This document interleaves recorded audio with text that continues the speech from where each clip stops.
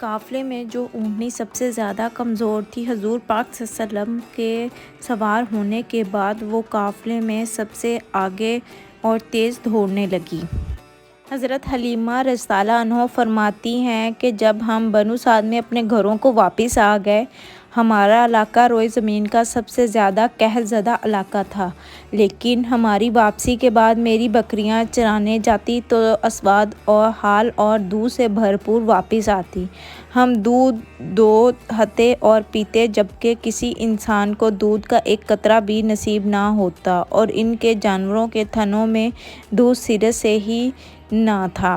حضرت حلیمہ رضی اللہ عنہا فرماتی ہیں کہ اس بچے کے آنے کے بعد سے ہم اللہ تعالیٰ کی طرف سے مسلسل اضافے اور خیر کا مشاہدہ کرتے رہے۔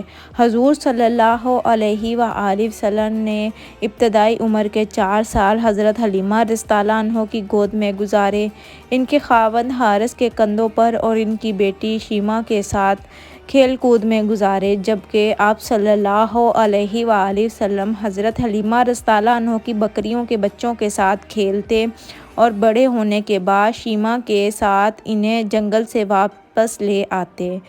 اہل عرب میں بنو حوازہ اور خصوصاً بنو سعد کی زبان فصاحت میں مشہور تھی۔ آمنہ کے لال رسول اللہ صلی اللہ علیہ وسلم نے اس فضا میں باتیں کرنا سیکھا۔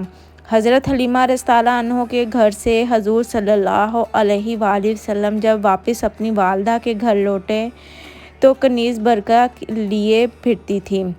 اسے رسول اللہ صلی اللہ علیہ وآلہ وسلم سے بے حد محبت تھی۔ والدہ محترمہ خاوند کی جدائی میں مغموم و سوگوار رہتی تھیں۔ آپ صلی اللہ علیہ وآلہ وسلم جب 6 سال کے ہوئے تو حضرت آمنہ رضی اللہ عنہا کا ارادہ ہوا کہ وہ اپنے متوفی شوہر کی یاد وفا میں جا کر ان کی قبر کی زیارت کرے۔ وہ اپنے یتیم بچے محمد صلی اللہ علیہ وسلم، اپنی خادمہ ام ایمن اور اپنے سرپرست عبدالمطلب کے ہمراہ کوئی 400 کلومیٹر کی مسافت طے کر کے مدینہ تشریف لے گئیں اور وہاں 1 ماہ تک قیام کر کے واپس ہوئیں، لیکن ابھی اثنائے راہ میں تھی کہ بیماری نے آ لیا۔ پھر یہ بیماری شدت اختیار کر گئی، یہاں تک کہ مکہ اور مدینہ کے درمیان مقام ابو پہنچ کر رحلت کر گئی۔ کمسن محمد صلی اللہ علیہ وآلہ وسلم ایک مرتبہ پھر دنیاوی اعتبار سے بے یار و مددگار رہ گئے۔